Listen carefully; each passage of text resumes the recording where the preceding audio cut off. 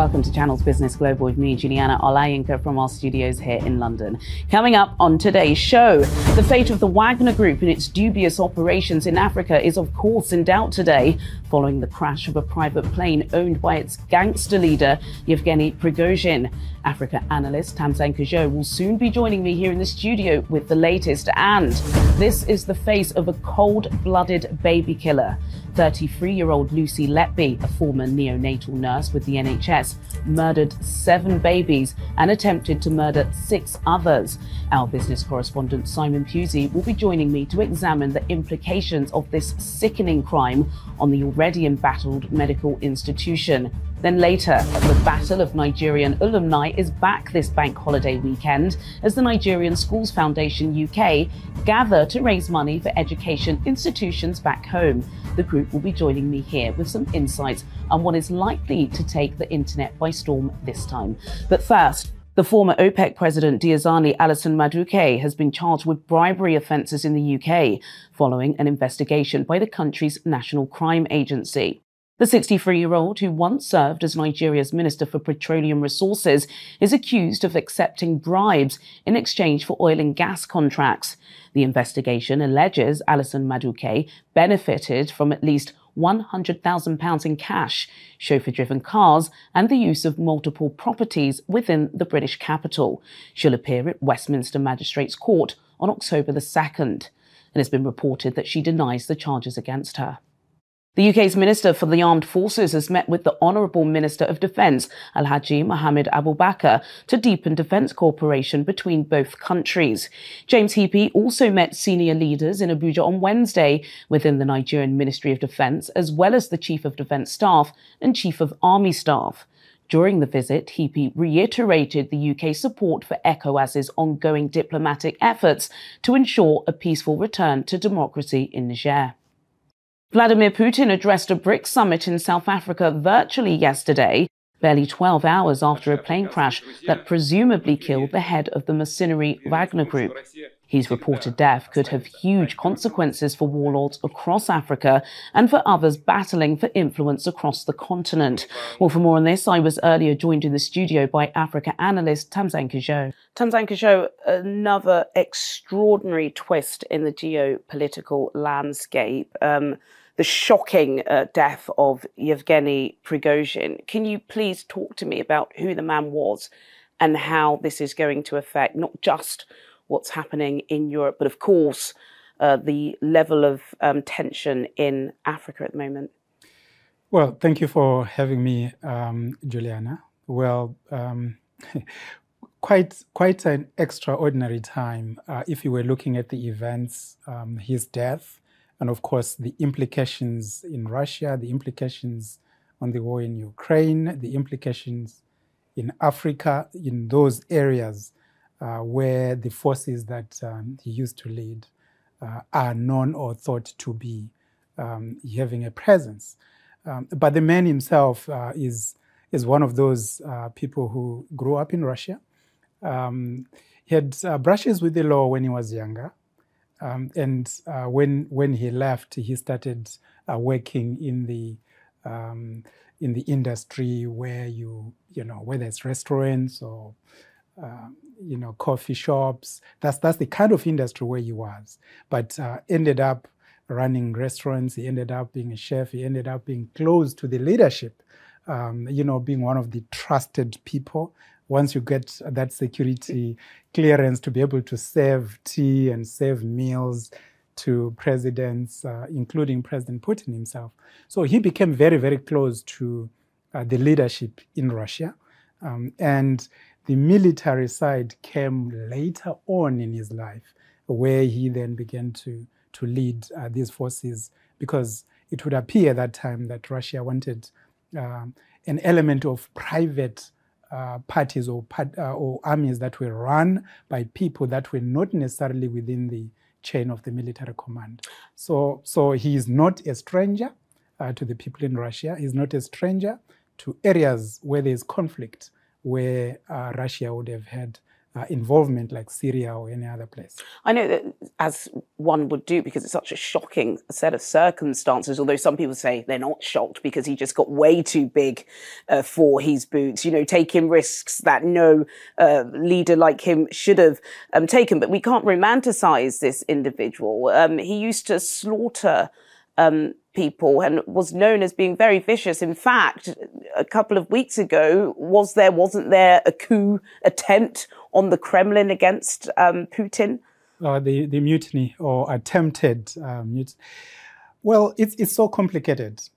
We get briefing as journalists. Sometimes we get briefing from different intelligence sources and we always are very careful what we say from what we know or what we are being told.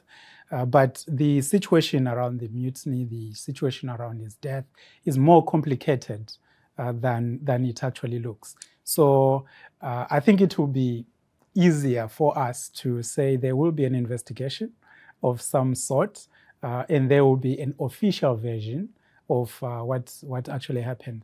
But most people that you talk to that are in the aviation or in the intelligence will tell you that the kind of plane or aircraft that he was using, it's very unusual for it to come down in the manner that it did, unless something happened either inside or outside the plane. Yes, I suppose only history will probably tell us the full details.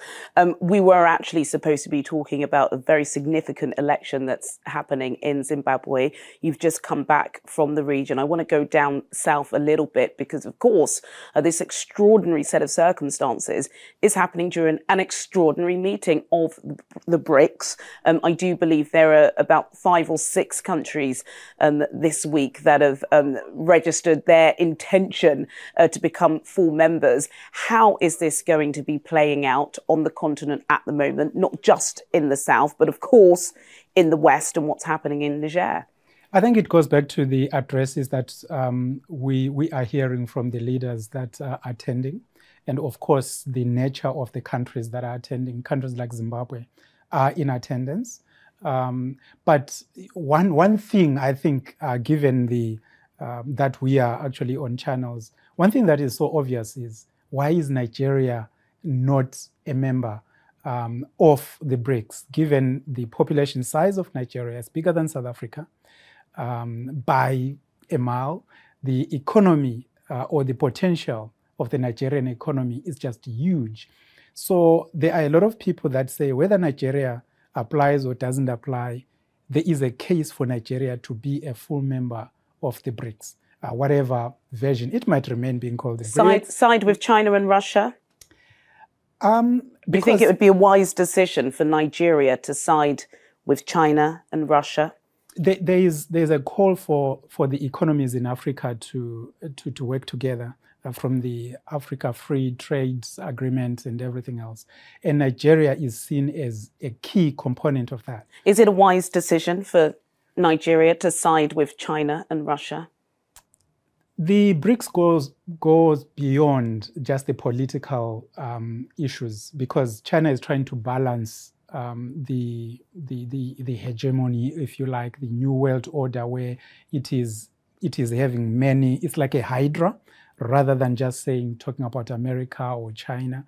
So the understanding is that if you can have India, that has a potential to grow, Africa must be represented by those countries like Nigeria that have the potential to have political power, economic power, and cultural and social power. We're running out of time, Tamzanka. You've got to talk about what is likely going to be the reaction in Burkina Faso, in Niger, and in the regional areas that have been affected or supported by Wagner. My understanding is that in the last few weeks, at least, there were already talks with the forces that used to be led by Prigozhin, as in the Wagner forces, and there were already discussions with them, and trying to come up with different leaderships. We believe the last video of him speaking, he was in the Sahel region. We believe, I think we're showing those pictures now. So clearly he wanted to support Africa. What does his death do to the coup leaders? Well, it could change things in that they might rely on their own forces and probably seek other people that could help them or work with them. But it could well be that in military terms, whenever you have a military leader going, there are always more people that are able to come in that. I think the issue really is whether President Putin would have said something relating to, is this new leadership, are they being absorbed into other forces? Are they being kept as they were? Are they going to continue being loyal to Moscow? It's going to be a difficult one. But for Africa, I think it doesn't look like anything will change. That support will continue to be there. Final question, Tamzanka, brief please if you can. Of course, we know social media is already awash with conspiracy theorists. You know, it's a perfect play, isn't it? But do we think Putin is responsible for this? It's difficult to say. Most of the people that you talk to are saying that if Russia wanted to avoid okay, so first of all, it could be an accident. But if it is not an accident, then there are people who say if Russia wanted to prevent that from happening, then it usually has the capacity to do that. So it does not necessarily mean we will know who was behind it if it was not an accident. But the overall, I mean, on a wider scale, people are saying there are certain things that might be allowed to happen, even if they might not be the ones that are behind it. Yes, I don't know if you answered that question, Tamzanka, but it's always a pleasure listening to you and feasting upon your knowledge. We're going to have to come back to the story again next week. Thank you so much, Tamzanka. Britain's National Health Service is facing a £50 million fine from civil claims lodged by the families of Lucy Letby's victims. On Monday, the 33-year-old nurse was handed a whole life sentence for the murder of 7 babies and the attempted murder of 6 more. The sickening case has shocked Britain and has raised serious concerns about the management of the National Health Service. Well, for more on this, I was earlier joined in the studio by our business correspondent, Simon Pusey. Simon, this is truly a sickening case, but there are so many questions about the NHS and how Lucy Letby was able to kill these babies.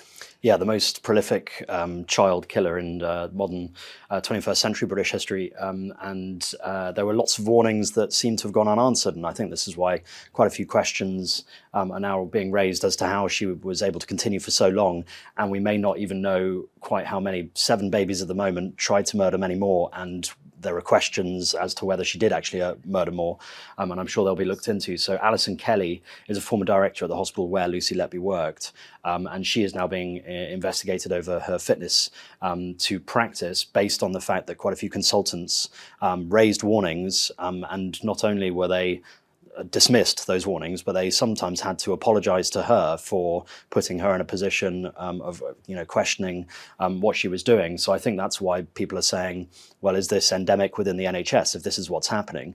And I think quite a few people are coming forward, including one of the main whistleblowers into the case whose sort of warning and questions were dismissed, says there's currently no real accountability for NHS managers. And he is questioning, or he's saying that hospital managers should be regulated in the same way that doctors are. So doctors are regulated, they're looked into, they have various investigations against them, panels that look into their conduct. But NHS managers, sometimes with degrees that aren't medical at all, they could be sociology degrees, and they can become an NHS manager because it's more of an administrative role. There are questions now as to whether they should have a few more independent panels, people looking at them, and whether they should be regulated a little bit more, because this really opens up, a whole new world of possibilities. If this has happened here, then could it have happened elsewhere? And yeah, it's a sickening case, and one we hope is just an independent, individual who, and that there aren't anyone else like her.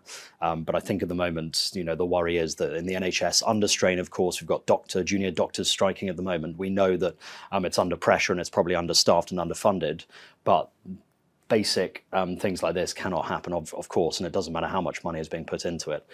So I think the idea now is that maybe there's an overhaul in this certain area, and that NHS managers are scrutinised a little bit more.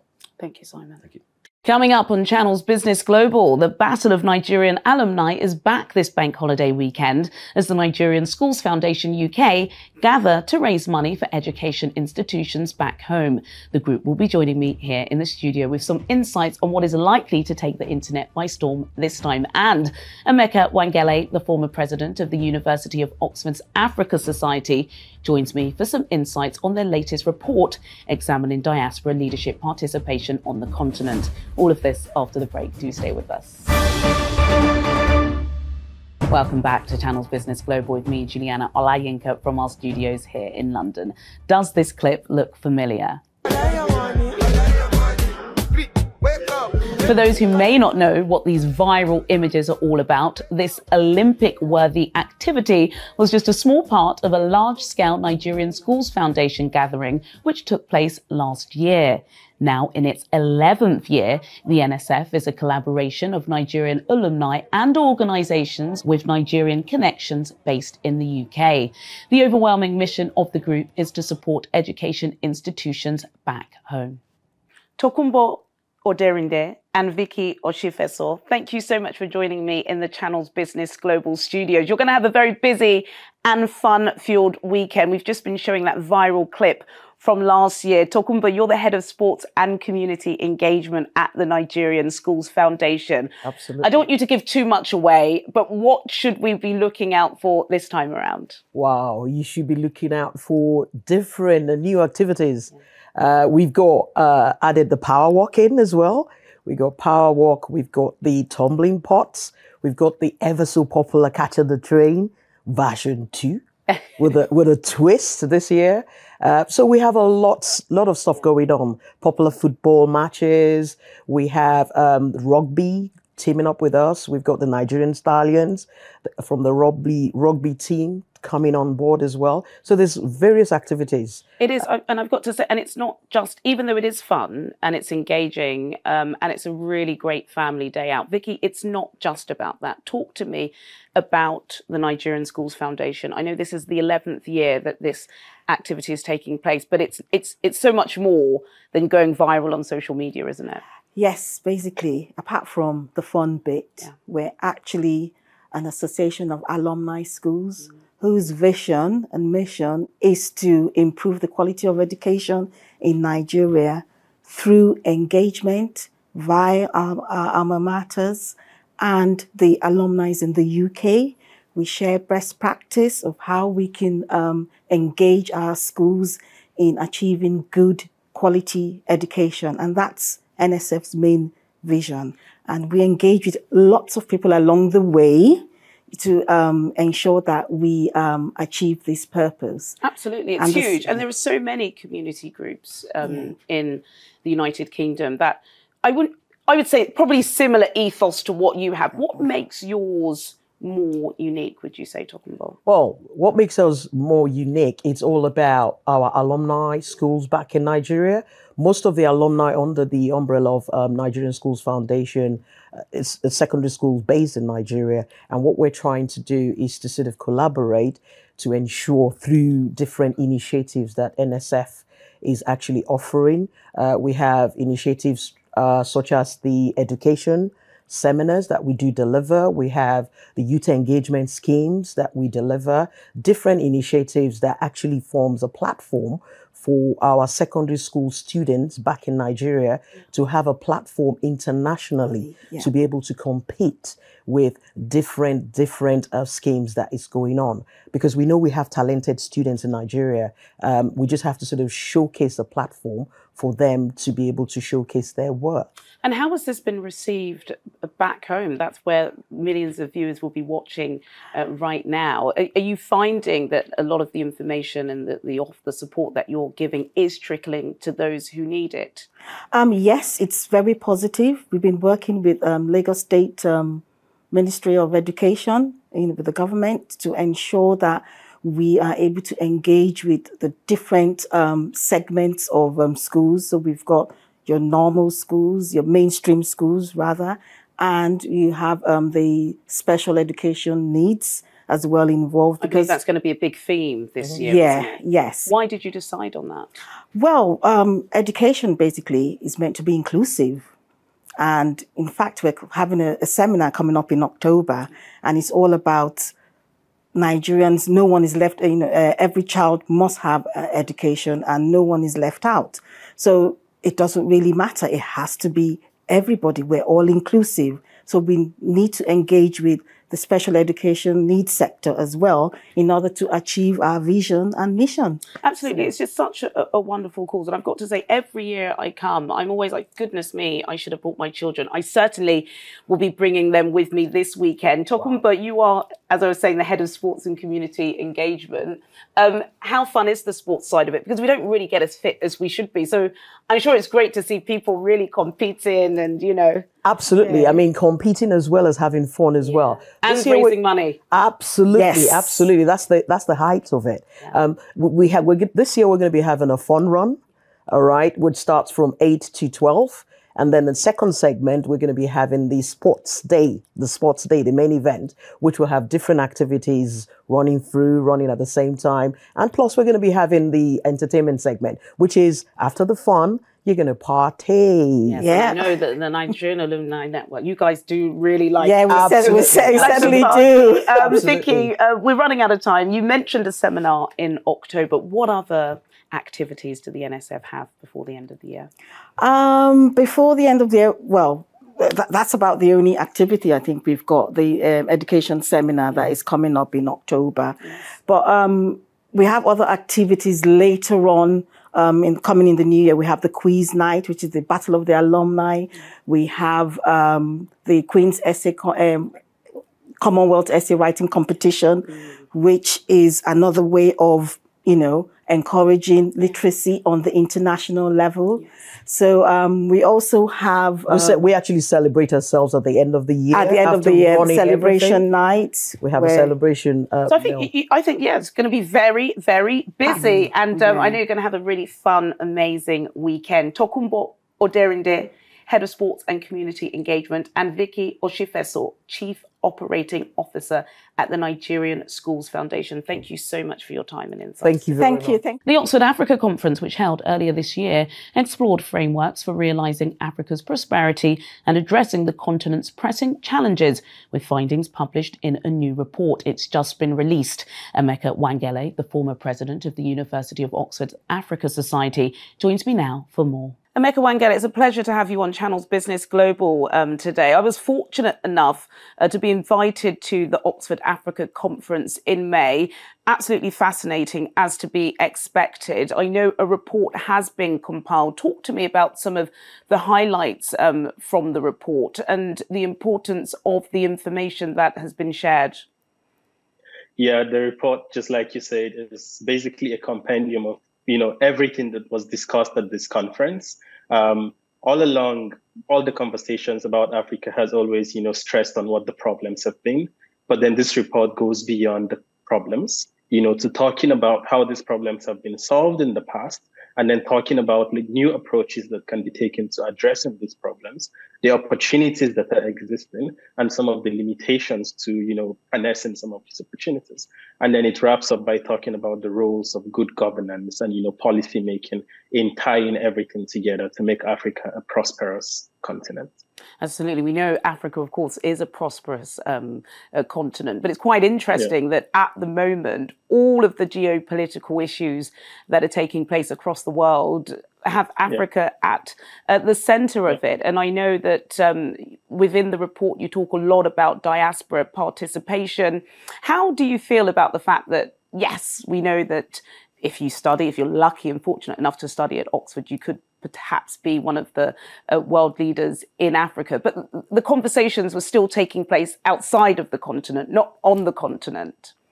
Yeah, I think the thing is, the way we should start viewing the diaspora now is as a block of the continent, because the diaspora has become so huge. And even if you look through the report, you will see that in only 1 year, the diaspora, for instance, has remitted about 95 billion, to the continent. Now, that's an opportunity. In as much as it's a challenge that the conversations are held outside of Africa, I think the important thing to note here is that it means that there is something that enables these conversations to be held outside of Africa. So we need to transfer some of those conditions to the continent and hold more of these conversations in the continent, but not just to hold the conversations, but to also drive meaningful steps that can be able to actualize these goals that we require. Thank you so much. Really interesting speaking to you. Emeka Wagner, who is the immediate past president of the Oxford Africa Society, talking to me today about a newly released report from the Spring's Oxford Africa Conference, which is the largest Africa-focused conference in Europe. Thank you for your time, Emeka. Well, sadly, that's all we have time for today, but as always, do get in touch with your comments and suggestions. I'll see you at the same time next week for more in-depth business analysis on Channel's Business Global. Goodbye.